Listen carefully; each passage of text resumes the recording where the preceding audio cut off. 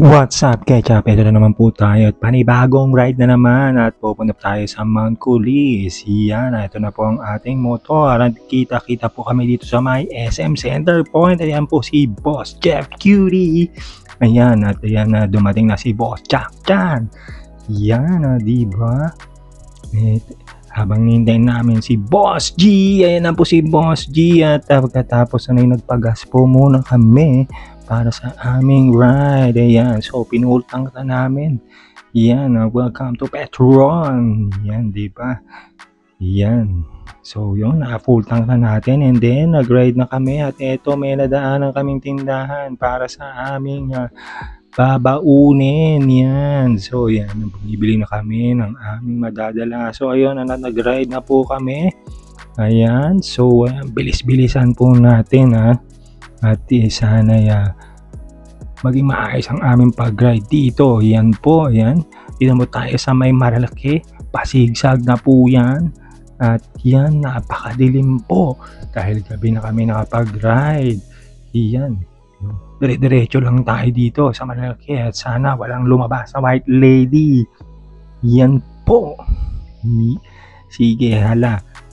Push kami at eto dito nagkawalaan pa kami dahil mag-isa na lang po ako dyan at naiwan po ako at wala rin po ng signal at medyo alam mo yun nakakatakot pero safe naman tayo, pray lang.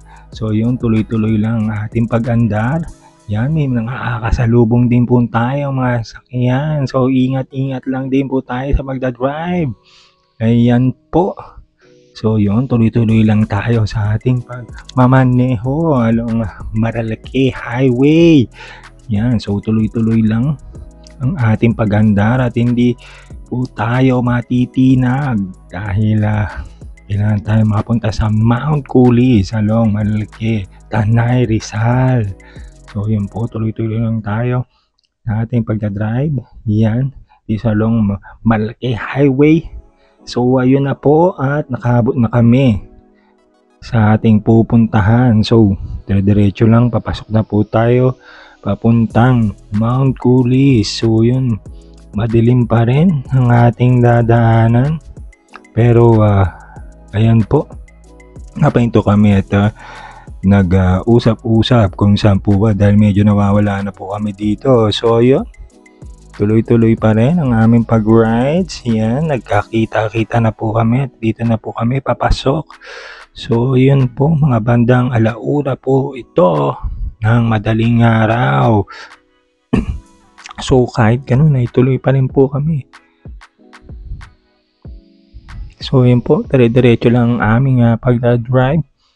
Ayan. So yun. Yan, medyo patag na at maayos. So, yan, malapit-lapit na kami. Daming rough road dito. So, yun. Ayan po. Ayan, chinek po namin sa Waze kung nasa na po kami papunta. At ayan, nagkapatag na ulit. So, yun. Sana makarating na kami. Kami pupunta at ayan na naman po. Rough road na naman. Upload na naman po. So yun, yan, nandito po kami sa gate ng Mount Kulis. Nakahabot na po kami at ayan, so dito pa lang ay papasok na kami. Yan, o diba, at least nakarating na rin kami sa wakas. So mga bandang 1:30 AM na po ito ng gabi. So yun, at pagkadating doon ay nag-hike po kami mga 5 to 10 minutes and then nag-dinner na kami dahil sobrang gutom. Ayun po. At hindi na namin nakayanan. So, binili namin sa tindahan at baon namin. Kinain na namin dahil sobrang gutom. Then after noon, pagkakain namin, ay nag-social nights kami. Yun, nag-usap-usap, kwentuhan, and then, ayun po. At pumugad na po sa amin mga bandang 5 AM. Ang ganda ng view dito sa Mount Kulis. Kita mo yan, oh, diba? Wow. Diba? Kita mo ang 360 paikot dito sa ganda ng umaga. So, yun, oh, makikita mo mga sea of clouds. Wow. So, ayun po. Ayan, diba? Ang ganda. At tapos na yun, hinintay na namin ang sunrise, diba? Yan, napakaganda ng sunrise niya. Hinintay namin siyang bumungad at ito lang talaga ang aming inabangan din dito. Sa mga highlight ng aming pagpunta, pagsilip sa sunrise, paggising sa umaga, na may pag-asa kahit anong problema.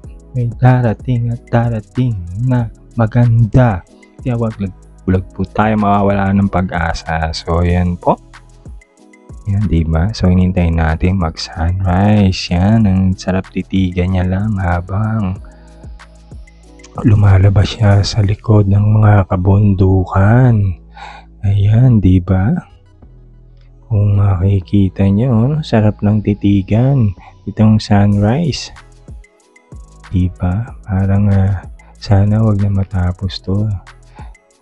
At ayun po, pagkatapos po nun na yan, tingnan po namin ulit ang kabaligiran na napaganda. Hindi pa rin matapos. Tapos sa mga sea of clouds dito, yung sa ibabawan ng ulap. Diba? Yun, oh, 360 view. So yan, medyo maliwanag na. Ito may mga kalat pa. So medyo tinabubuno na natin yung mga kalat dito. Medyo pulot-pulot din po tayo. Yeah, no? So, yun po. Mga kinalat dito. At syempre, yung aming mga pinagkainan, tinabi na rin po namin. So, yun. At ayun nga po, bumaba na po kami. At eto, dito muna po kami sa may spider web. Yan. So, libre lang din naman po ito. So, nag-assist naman po picture. Yan. So, yan si Manang, kinahanan po kami. Sabi gantong post, ganyan po sa yan. So, syempre, nagbigay din muna kami kahit pa paano. At ayan po. Yan. So, yan po mga pinaparentang bahay nila rito. So, pagpunta nyo kung wala kayong dalang tent, yan, pwede kayong mag-rent. May 1,000, may 1,500, may 2,000, may 2,500, kahit pang ilan. Kasya. At eto pala si Doggy. Kinaid kami pababa. Ang galing-galing naman niya. So, yun. Simahan niya kami pababa. At kinaid niya kami pabalik sa aming mga motor. So, yun, sinundan lang namin siya. At talaga hindi niya kami nilulubayan. Hinihintay niya kami makababa. Diba? Si Doggy, pangalanan natin siyang si Brownie. So, yun, no? Yun. So, pag naiiwan kami, yan, hinto siya. Pagkatapos ay susunod na kami. So, yan. Yan, kung makikita nyo, inagay niya kami dito palabas. Yon. At ayun nga po, nakababa na po kami dito sa may bandang Mount Kulis. So medyo nagpahinga muna kami at nag-picture. Ayan po si Brownie, diba? Yan. So pagkatapos na pagbaba namin, syempre binigyan muna namin siya ng kanyang makakain. Yon. Binigyan po siya namin dyan makakain niya. Then after na makagabay, syempre diretso pasyal po muna kami ulit. So yun. At yun nga, nag-food trip naman po kami dito sa may Lumihan. So yan, meron sila mga pansit canton, pansit bihon, pansit mix at kung ano pa. So ito, nag-food trip muna kami. Yan, na Batangas Special Lumi. Minadaan na kami dito. Kakainan yan, kung makikita mo, 490 pesos, overload na yan. So kita nyo ang laptop niya, diba? Yan. Diba? Egg, squid ball at kung ano pa, kaya tara't lang takalan natin ito.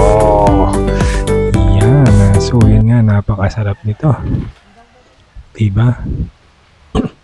At yun nga, pagkatapos nun kami mag-food trip, diretso kami ng Real Quezon. So dito sa Real Quezon, nag-beach muna kami. Yun, no? So, yun, dito kami nagpahinga, umidlip na sandali, nagmuni-muni dito sa dagat. Siyempre, naglangoy na rin. Ayan. So, kaya lang dito, medyo mabato lang mga dagat dito. Dahil low tide. Pero pag high tide yan, abot yan doon. Sa Bayba.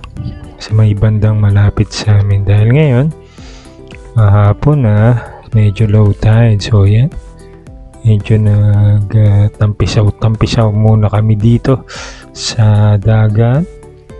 Yon, yan. So tinignan namin, so dito medyo stagnant ang tubig. Okay, yan, yan. At yun, pagkatapos namin magdagat ay syempre diretso naman kami ng Balagbag Falls. So eto dito, hanggang dito pa lang, ang ganda na, probinsya, ang ganda ng view. Yan, so yan. Then after nun, pumunta muna kami dito, yan, sa Balagbag Falls, at upang mag-relax at magtampisaw sa falls. So, ayan po. Yan. Kung makikita nyo ay dalawang falls dito sa Balagbag. Yan po. Diba? Yan. Yan ang ganda ng falls dito. Yan, no? Medyo marami rin yung naliligo dito dahil napuntahan din po ito ng mga tao. Yan, so dito, pagpasok ko dito, nature pare. Yan. Then after namin dito sa may Balagbag Falls ay diretso na kami at muli kaming nag-food trip along Marilaki Highway. So yan, dito makikita nyo ang Sierra Madre view. Yan, so dito sa namin Karindari, nag-food trip muna kami dahil sa biyahe, dahil sa gutom. Kaya hanggang dito na lang. Alright!